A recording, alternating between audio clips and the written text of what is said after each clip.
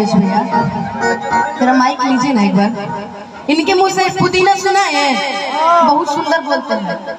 अच्छा, मेरे आने से पहले ये गाना हो गया का? गा दिए ना लोग? अच्छा, निशा दी गाएंगे? अच्छा गाती है निशा दी।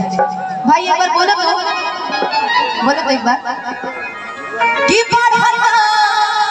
कि बेचैनी हम जाना तानी मेला नु हो, कई लोग के पुदीना जब बैठल हुई हो मुश्किल भइल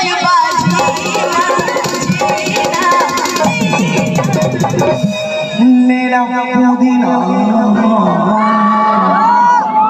अच्छा लगा? एक बार पुदीना